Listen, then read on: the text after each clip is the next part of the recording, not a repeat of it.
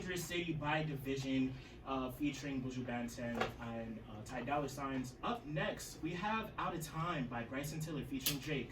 We're on a calm vibe tonight. This is Taste Tunes on 88.7 FM. You up on the air, but I'm gonna have to press you up on the air. Holly T. Charles. We are like top 5, but we ain't falling so bad. Harris, Yo, Gil Sosa. People be doing my when they from Mississippi. No. Keeping you updated on the state of our culture. Bad Bunny and his influence. And talking about the things affecting our culture. We were talking about implicit. Yes, we were. This is And good night, ladies and gentlemen. Welcome to the Culture Report. Today is Tuesday, February 23rd, 2021. My name is Tay. In the studio, we have my favorite co-host, T. What's poppin'? Hello, T. Welcome. Good night. Good night. Good night. Good night. And in the building, good morning. And in the building, we have a very special guest, Mr. J.Salim. What's poppin'? That's the super artificial laugh. What's going on, y'all? It's J.Salim here, aka J.Salim, aka a lot of things, but we shining. I'm excited. Welcome Yeah, to the yeah. Culture Thank you Report. for being here. Yo, thank y'all for being here. Thank y'all for the opportunity. It's my first time being on the radio, That's lit. so it's cool. It's first time for everything. Yeah, happy to have you. To start off tonight's show, as we do, we about to play a calm little song. It's my song, y'all. It's T's choice. This is Peng. Peng Black Girls. Thank you, T. Peng Black Girls by Any. You I want to don't know, introduce you the know song, what? T? Just play the song, man. This is the Culture Report on 88.7 FM, the cutting edge of the Hudson Valley.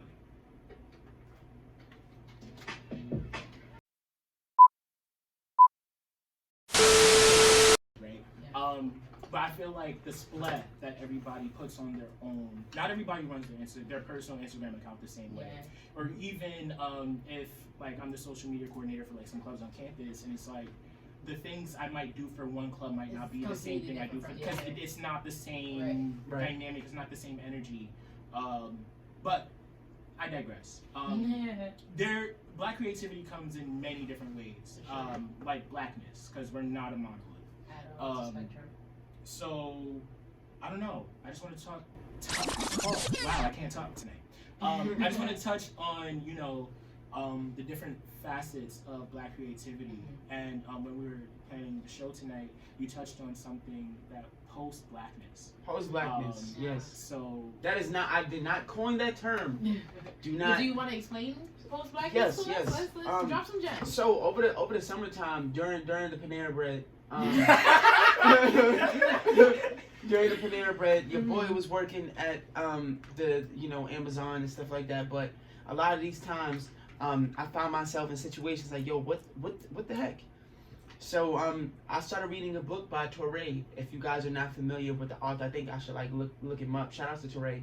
But so I read his book, Who's Afraid of Post-Blackness, and yo, like the way the book started was like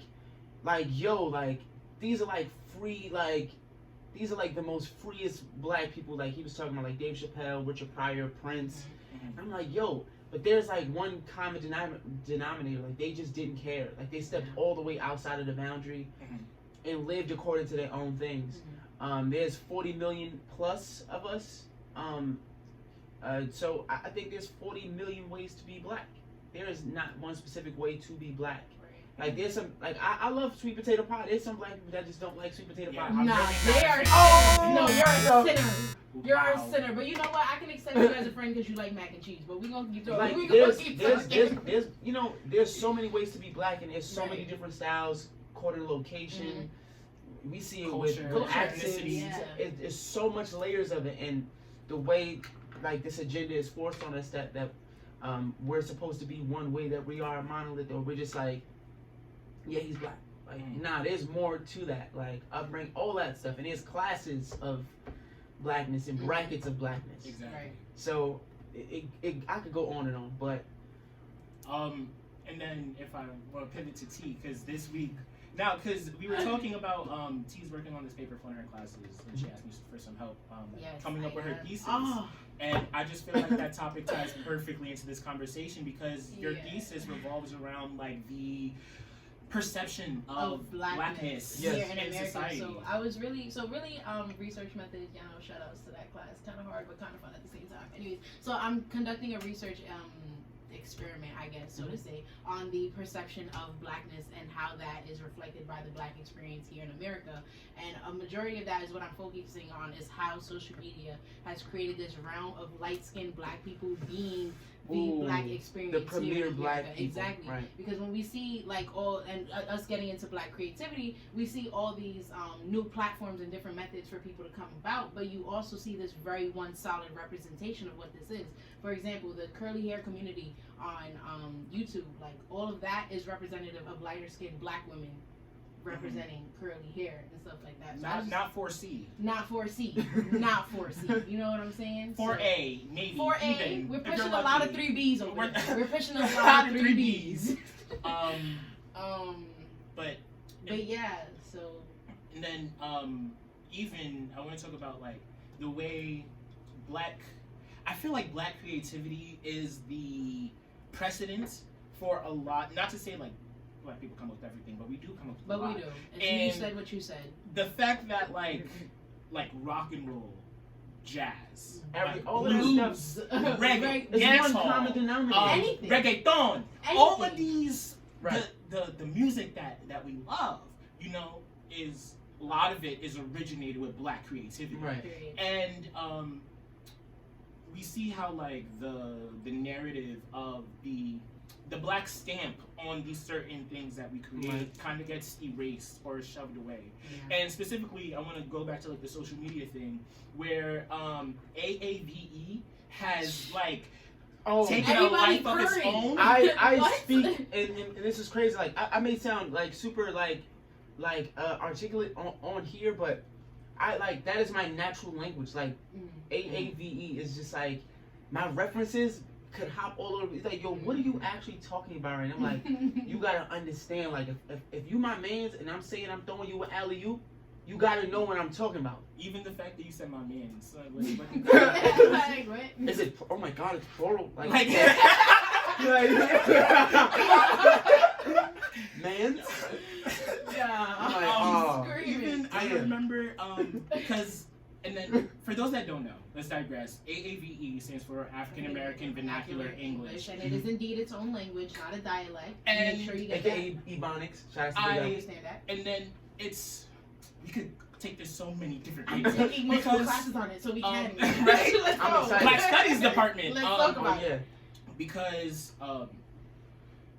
the way AAVE is commonly referred to as like unprofessional, or as you just said, like you sound articulate right now, but why is your That AAVE word, I actually really not don't like that word. unarticulate? And it goes back to the view of professionalism and How carrying it's rooted in yourself. white supremacy. Oh, exactly. Oh, T, you know exactly I where know I'm exactly going. where you're If I want to dap up my mans at work, I'm gonna dap up I'ma my mans dap at up work. my If I mans want at to work. come to work with my hair curly, I'm gonna come to work. If with I my want to hair come curly. to work in And a then dewey, I'm gonna come to work in a in dewey. do-rag. Okay. Why? Because it has nothing to do with what I'm Right. capable of. It has nothing to do with the knowledge I've obtained as a person. it's crazy, man. Like the way half the stuff be going on. Going back to AAVE, Yes. Us Yes. and our tangents. There's Everywhere. this, oh yeah, there's this one instance I remember in high school, and my guidance counselor in high school, shout out to P-Rose, she black woman, and T, you okay? No, Oh, my man. just punched me in my face. Yeah, she was a black woman, and I remember like Mount Vernon High School, shout out, has a lot of. Oh. T, you can leave the studio. The show would not be Shout out as to- fun. shout out to- Honestly, shout out me and to Jason do a show. Honestly, surely y'all want to bet? So You see, I Mount don't Vernon go there. Mount Vernon High School, although it's in a like predominantly black community, has a lot of non-black staff. Mhm. So I was in my guidance counselor's office, and like the teacher came in to like complain to her about a student or something, and he was like, "Oh, like he doesn't even apologize. All he says is my fault, my fault, my fault. He doesn't That's even an apology. apologize." I said, "Bro, he's That's telling you an I'm apology. sorry. Every time he says my He said fault, my bro, fault. I'm taking fault for what my I just mistake. did. My bad." Like, Right. but it's if you cannot understand that, then you're not gonna sit here and tell me it's the same language. And that's I'm pulling them.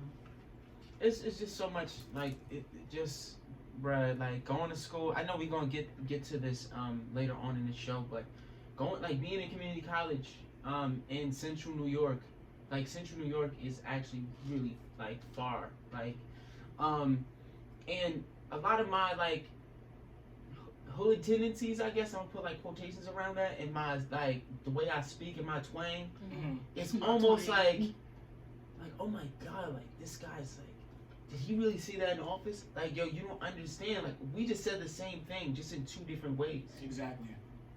We said the same thing. It's crazy. It's very complex.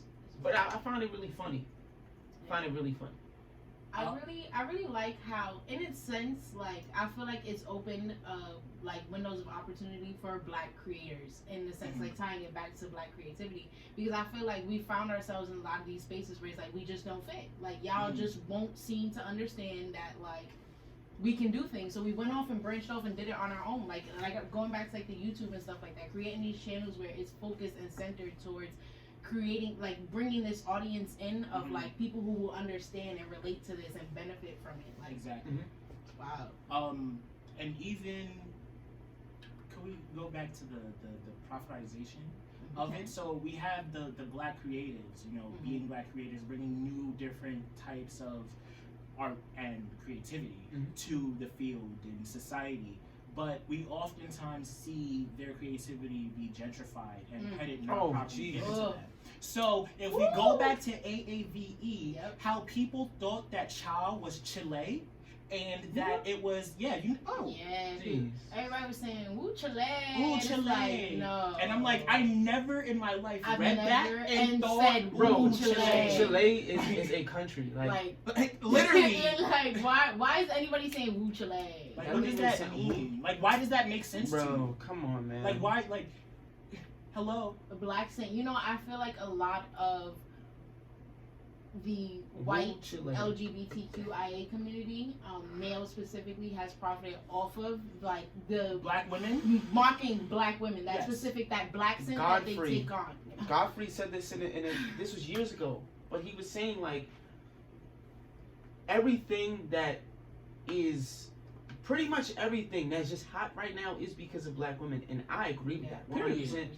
Like the swag, the nails. The neck, the hoops, twerking. We could. That's a whole. That's a whole. All of a sudden, everybody want lips, bro. Right. The BBLs. You would put plastic in your face to look like a Black woman. The same Black woman. The tanning.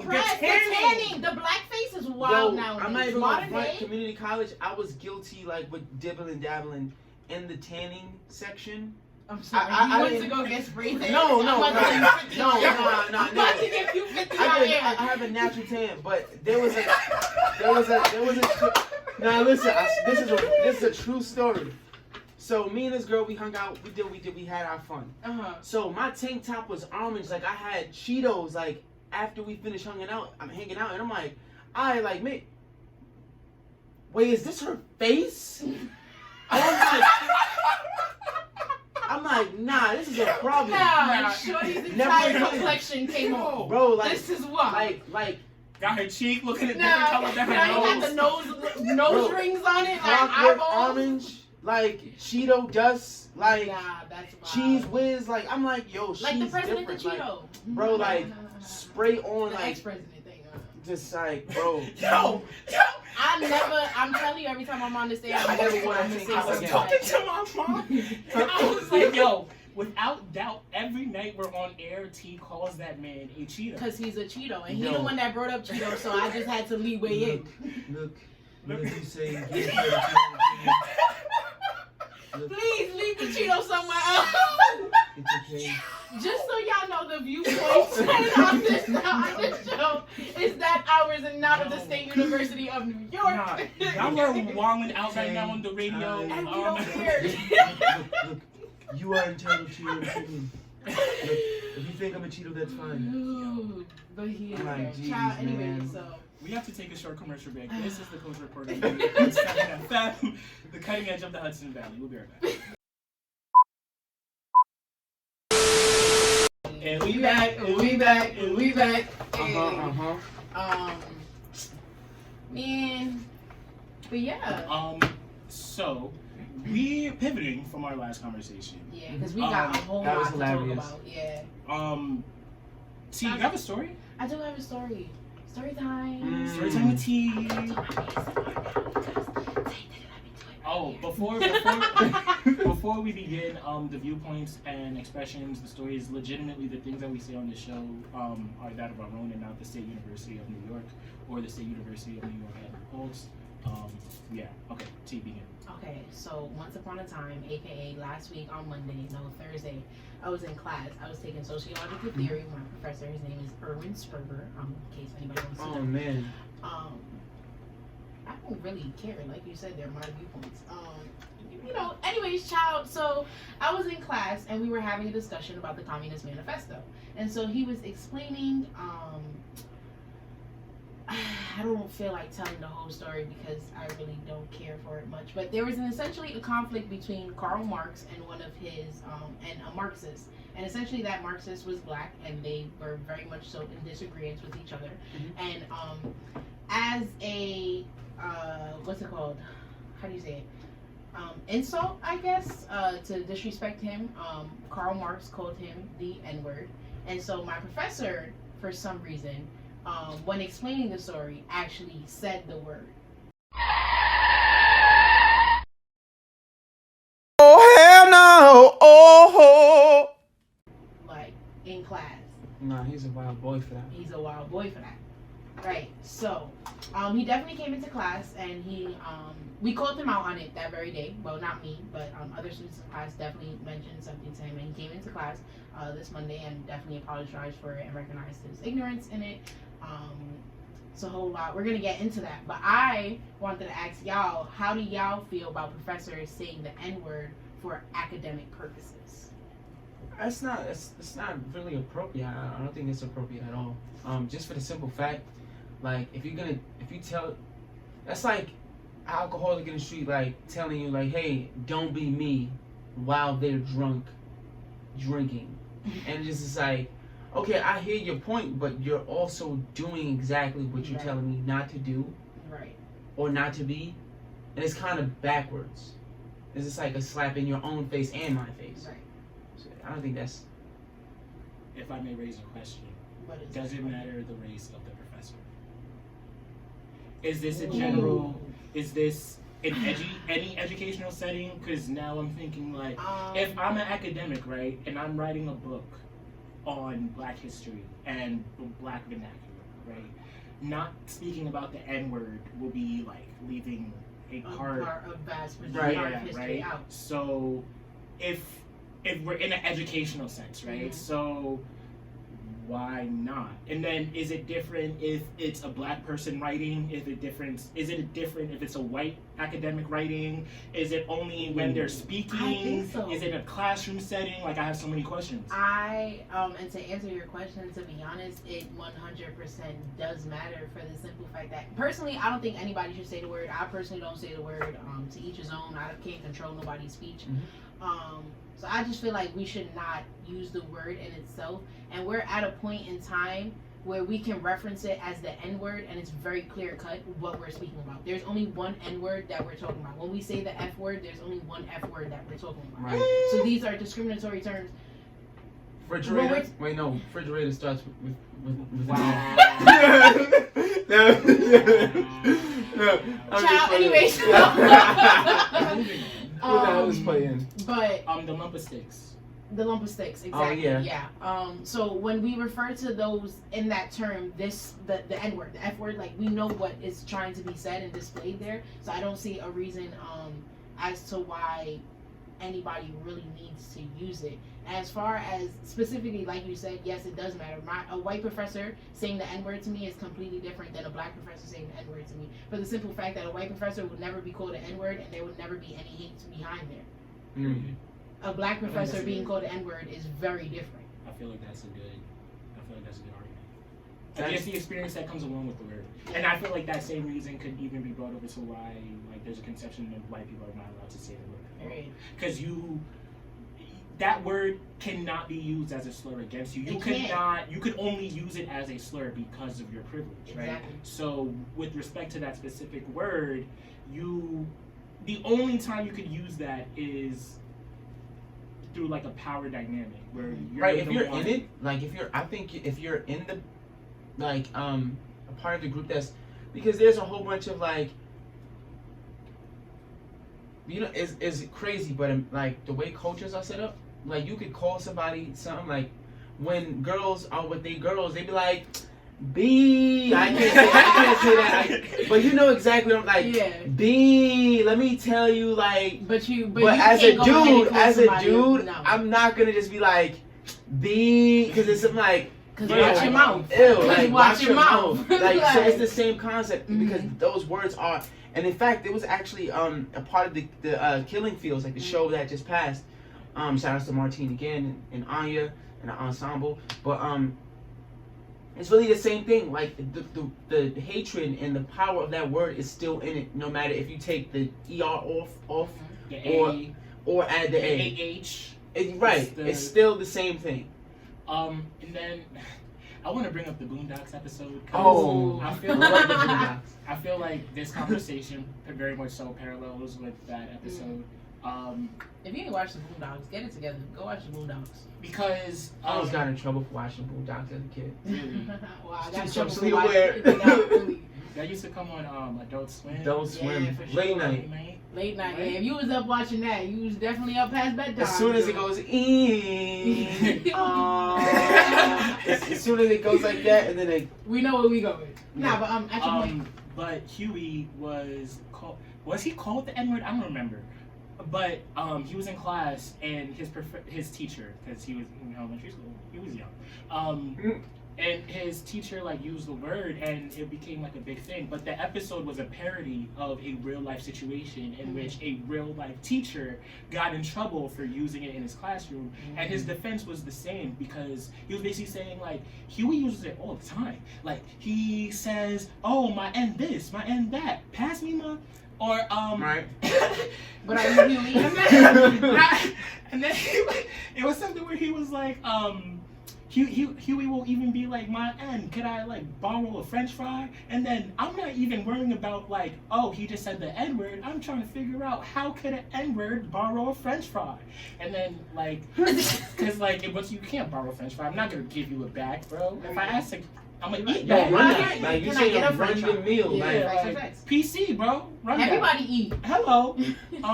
Yo, the nostalgia with that one PC, everybody eat. Wow. it's different. But Before inflation. Back when you could really get a $2.50 bacon, egg, and cheese. Man. But you know, like, if I don't know, I just felt like that was good to me. Yeah. Because I felt like we brought up the point already that like, just because Huey says it, like you said, are you Huey? Okay, so do you have to be exactly? Is political correctness necessary in a classroom? Oh, that's a hard. You know what's Yes. because I'm hear very both respectful. y'all. I'm very respectful in the classroom. Mm-hmm. Very respectful.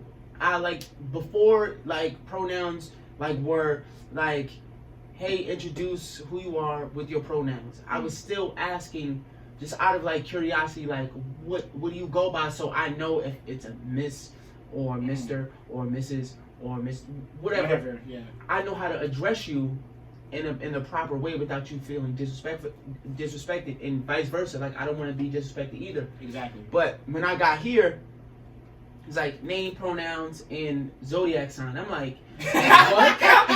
Big heavy on the zodiac sign. I'm like, Zodiac what? sign Like is this is. dumb funny. I'm like, that's some new post. And as soon as I say Yes, Aries double Libra, like, Yeah. You're saying that on the radio. Are you not surprised? No.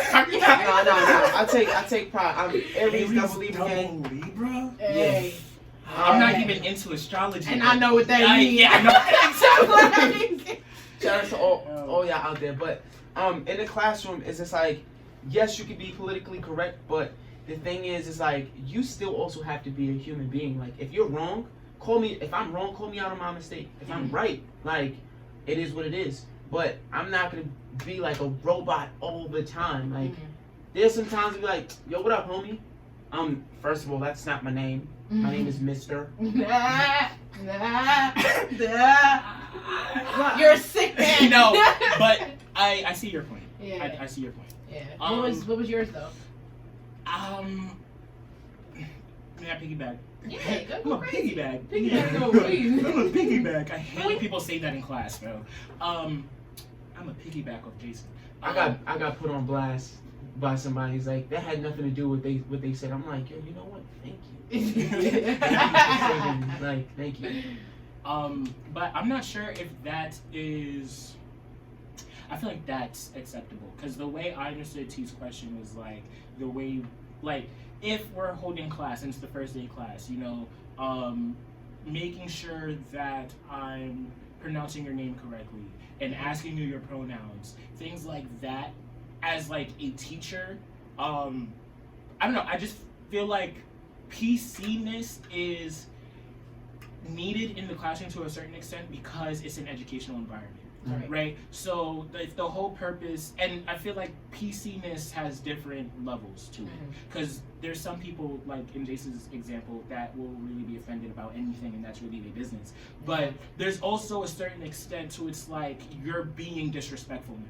Right. So people that refuse to acknowledge other people's pronouns because they can't understand why they is in place of a he. Just say they. Just say they. It's not that difficult. It's not that difficult. You don't need to understand. Just say it's they. It's not your business. It's not really your. It's not. not necessary for you to understand. And even if you are curious to know why, there's, bro, people ask questions all day. Exactly. Like, just be like, hey, I'm a little curious. Like, can you tell me like some, like, because I've never heard that perspective before. That's how you ask a question. I don't really understand, but can you like make me understand? And even if you don't, I'm okay, because I still learned out of that interaction. But if you could ask a question, like if you could say, hey, why? Or why do I have to do that? You could easily ask, yo, you know what's crazy? I've never heard that. I don't understand it. Can you put me on a game? But like, because it's an educational environment that we have in the classroom, I do feel like it's important because we're framing how people think and go about living their lives in society. So if in the classroom, you know, it's enforced, instructed, encouraged to use pronouns, people's pronouns that they identify with, not that you give them, you know, you're going to grow up in society and be an individual that uses pronouns. Even the way that we think about like the contemporary education system from a Black studies perspective, right? There's a lot of misconceptions about the Black experience and Black history, or a lack thereof in the contemporary lower education, American education system, right? There's narratives of slaves being complacent, or slavery not existing in the North, or in the South with the Daughters of the Confederacy altering Southern history books to make it seem like the Confederacy was fighting for slaves, for states' rights, and not the fact that they were fighting for states' rights to keep slaves, or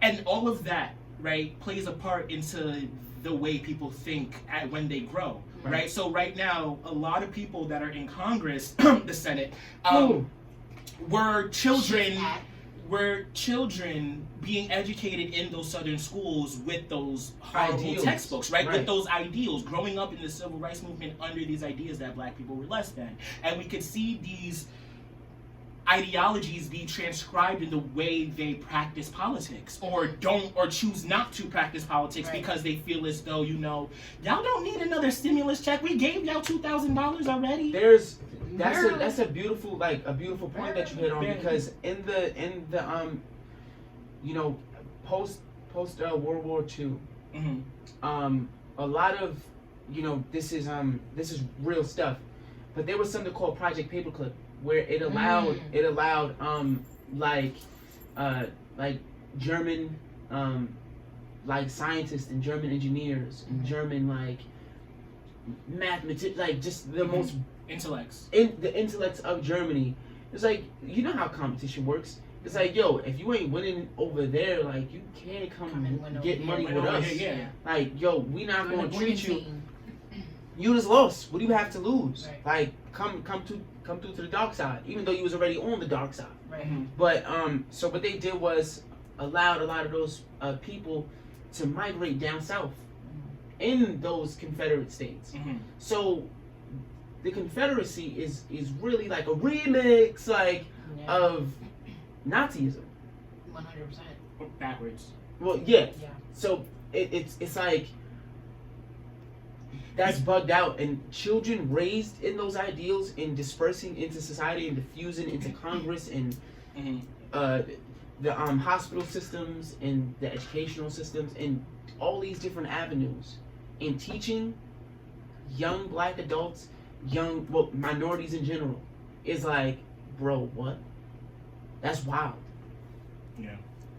But yeah, because the importance of education, I feel like PCness, there needs to be, because without it, you're going to have white children thinking that it's okay to say the N-word in the classroom because the teacher said it, because it's not, there's a lot of precedents. There's a lot of precedents that get set in the classroom, and we could get into like deviant behavior and a whole bunch of other things. Sure can. Because you spend a lot of time at school as a kid, right? 8 out of your 24 hours, you spend, as a child, you spend more time at school with your classmates and your teacher than you do at home. Parents. Right. 100%. When you're at home, you're eating, doing homework, and sleeping. Like, what are majority of your interactive day? When you're up doing things, you're at school, right? So that influence that you get from school is going to play a big part in who you grow up to become, your personality, the way you think about yourself. And I don't want to throw my elementary school under the bus, but I was thinking about my elementary school experience recently, and the way, looking back on it, I feel like legitimately the teachers, a lot of them found joy in disciplining black children, disciplining children in general. Because I'm thinking back on things, and it's in 3rd grade, I remember my friend, 3rd grade, what are you, 8 years old, 9 years old? I think she was talking in class or something. And my teacher went over and dumped out her whole desk. And I'm thinking back on it, and I'm like, what did she learn from you dumping out her desk? Why would you do that?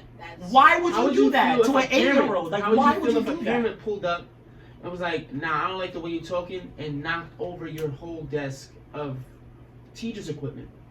Chalk and pencil. Or threw away your lesson plan because you're talking crazy. Because it's I don't know. I just feel like they took discipline to a whole other level, and I have personal stories that I could go into. And my elementary school was the same.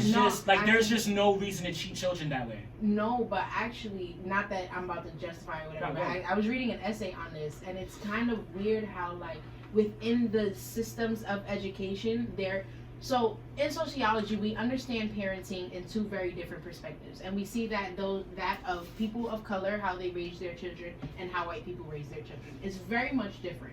And so when we go into systems of education, they take these 2 very different perspectives and reflect that onto how they think children will be. So parents of color have, and we were talking about this the other day, have a more stern hand in disciplining their children. Right. They're not afraid. Well, not you know what I'm trying to get at. But they're more likely to be more physically violent towards their children, or disciplined in ways to which white parents are their counterparts. Why did you do that? Tommy. Why, that was a bad thing to do. Don't do that. But a black parent, you know what I'm saying? It's 2 different things. So when a lot of teachers reflect that onto their students, because they have this idea that white students will learn more if you call them out nicely and politely. However, students of color are more likely to learn when you embarrass them, when you do this, that, and the third stuff, which is terrible. But that's just counterproductive to everybody. Yep. And now that we're bringing up essays, my favorite. That was totally sarcastic, but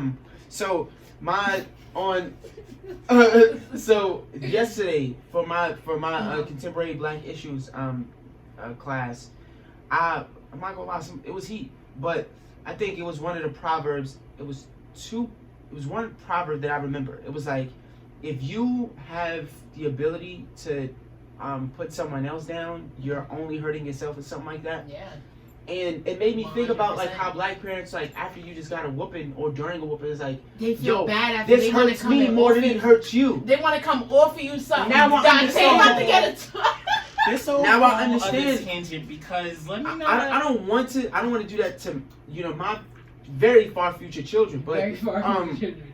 but like I understand because to really like boxers, bro, that be in a ring that be taking dudes head off are like some of the nicest people out. Like Mike Tyson is notorious for like punching dudes into like a decade later, and like, but he's like, hey,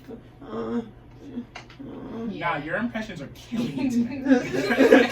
So it's like now I understand that, like in retrospect. Yeah. That's why I actually really like that quote. It's very much true. And tying it back to just PC in itself, I feel like political correctness is necessary wherever you are. For the simple fact that, and it's like you said, when you try to put somebody else down, you're only doing more hurt to them because you can be Not to yourself. Right, yeah. You can be not politically correct while you're making a joke, and that. Cancel culture is gonna be like. Ding, ding. I'm very big on cancel culture. I'm not gonna hold you because we gonna cancel culture. So,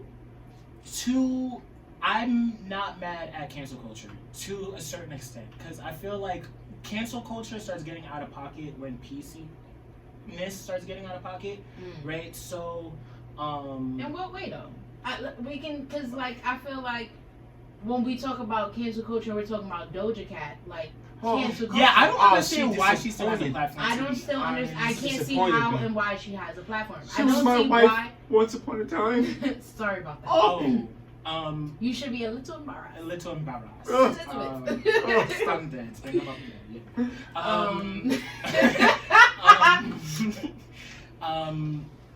what was I going to say? Okay, because I want to touch on this story real quick. We gotta go to commercial break in a few minutes. There was this kid at UCLA. He ran for their cross country team. He was just kicked off the cross country team because I'm blanking on his name right now. He was just kicked off the cross country team because his girlfriend, quote unquote, cheated on him with a black guy. Yes, Oh. and he was out here calling him the N-word. Oh, he was calling and his him mom was crazy. like, "That's not nice to say." Oh, and he was like, "No, because you're not understanding me." Oh. I know exactly what you're talking about. And he, wherever you're going, he deserves to get kicked off the team. So now my question is, Shout out to my son that TYB. I ain't gonna front. whoever you was at Hey, UCLA, yeah. you know what you I'm get. backing you up. Shout out to homie. Patting on your back. But first of all, it took them mad long to take him off the team. He was suspended because this information came out a minute ago. When the information was brought to the coach, apparently he was suspended, but he was reinstated this season because I think like NCAA D1. But the has same things. thing happened here at New Paltz. But now my question is, to what point do we take disciplinary actions for things like that, right? So I'm thinking he was kicked off the team. Does he deserve to get kicked out of the school as well? Yes. And then yes, he does. to what point is what you say worthy of you getting kicked out of school for? I just Versus just getting kicked off the team. So I got some the heat. repercussions, you feel me? I got some potential. I got some like potential energy. Like I'm gonna just it's kinetic. One of those. I definitely feel like he definitely should get kicked off the team and get kicked out of school. I don't think that people with white supremacist mindsets, people that are racist, people that are implicitly biased towards people, should not be able to obtain positions everybody's of a power. little implicitly biased. But should not be in a sense. But you know exactly, like very specific when it starts to cross lines. What's it called? They should not be able to be in positions of power to further obtain their intellect or any of that. They should not have an opportunity to go and further their careers and build themselves at all. But are they not forfeiting the ability to gain education and become better people if they're kicked out of school? Is that not the whole purpose of school, like educate? So right. If I'm sorry, it's 2021. If you're not educated on the N-word by now. But then, I also feel like it depends on the offense, right? So, because I'm thinking, because I'm here, going back and forth in my head. Okay, let's say that, he deserves to get kicked off the team, but he doesn't deserve to get kicked out of the school. Now I'm like, if it was somebody saying anti-Semitic things and swastikas, it was would I still say no? They will still get kicked out of the school. So I why can give y'all is it? flip side of this situation? So that. He will. So that guy's he's bugging out. If that's what your shorty like, that's what she like. But the thing is about that, there was a case it actually got turned into a movie, Safety. So I think this was back in '07, like '07, like your boy was like 7, 8 years old, and there was this dude that played for Clemson's football team in South Carolina. Clemson, that's It's a whole famous football program. extreme famous football program. Like every year somebody is drafted from that program. They win shit. Like they're a good team. Good famous program. Billion dollar team. Oh, we gotta talk about the NCAA on the So, show one day. Real life, and the NAACP and the UNCF, like those. But so in this case, he played safety, and he's from Atlanta, Georgia. So Atlanta, Georgia, in '06, like first of all, the albums that was coming out during that time from Atlanta was like Trap or Die, like so that tells you a lot. But so his little brother was battling, like in foster care, and their mom was on drugs, and their family was notorious in the street. So by him going to Clemson, his brother was left behind, and he spent time like trying to make sure his brother was good, but he got kicked off the team. Yeah, of course he got reinstated, but like even though those are two different degrees of things, he got stripped for having his brother on campus. So this guy should be stripped for saying the N-word the way he did it. Period. And that's on cool enough. With that, we're gonna take a short commercial break. This is the Culture Report on 88.7 FM, the cutting edge of the Hudson Valley.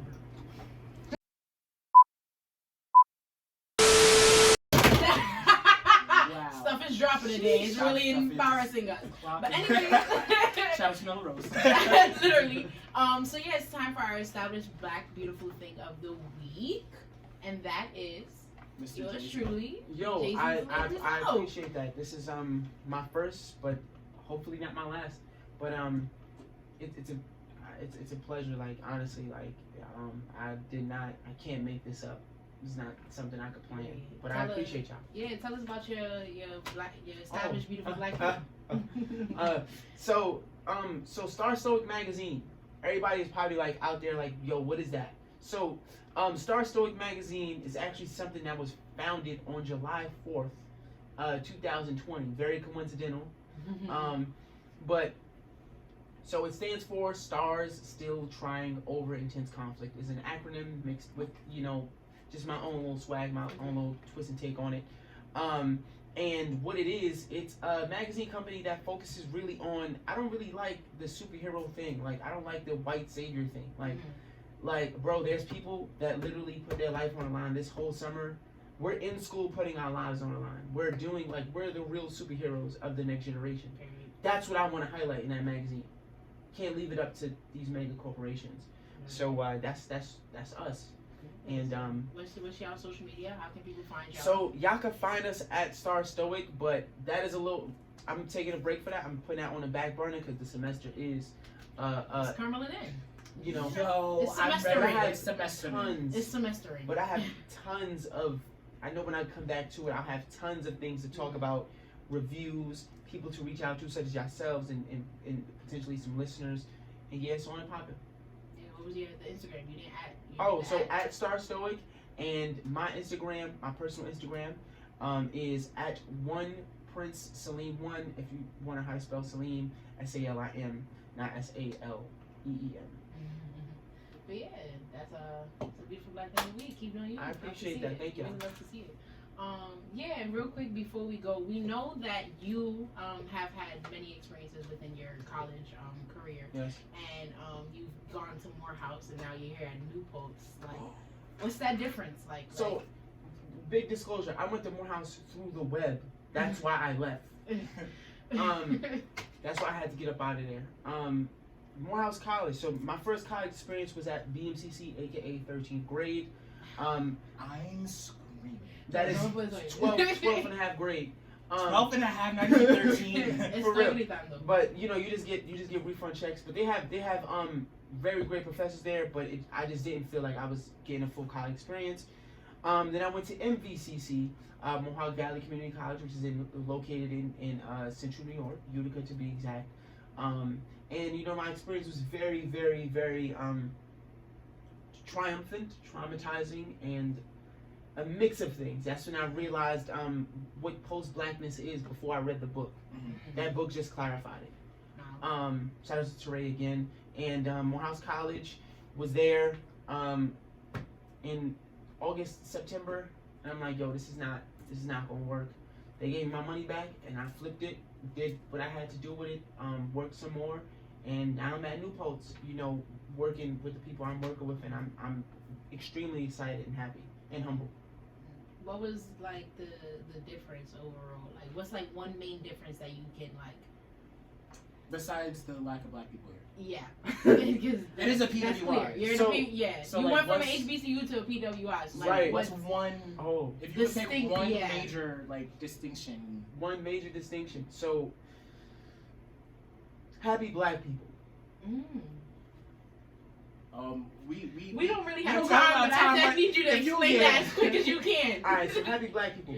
When I went to Atlanta, I saw black people glowing like I thought they were holograms. Like I thought they were Wow. like androids and robots. Mhm. And I was super aggressive and super like, they like, yo, you from New York? Yo, where you from? Yo, you got on an A's hat. You know what that mean? Yo, you from 5 Points? I'm like, nah, I'm from New York City. Like, oh yeah, I can tell. But I'm like, but they're smiling at me. Mhm. They're like, Embracing you. they're glowing like they were not real. And I'm like, yo, this is crazy. But when I was at my PWI, there was still very successful and happy black people there, but it wasn't at an abundance to where it was like bleeding through the atmosphere. Wow. But when I went to Atlanta and I visited Morehouse, I'm like, yo, is every black person here successful? Wow. That's Very interesting. I'm trying to go to an HBCU for my grad program, but none of the Same. philosophy You will. programs.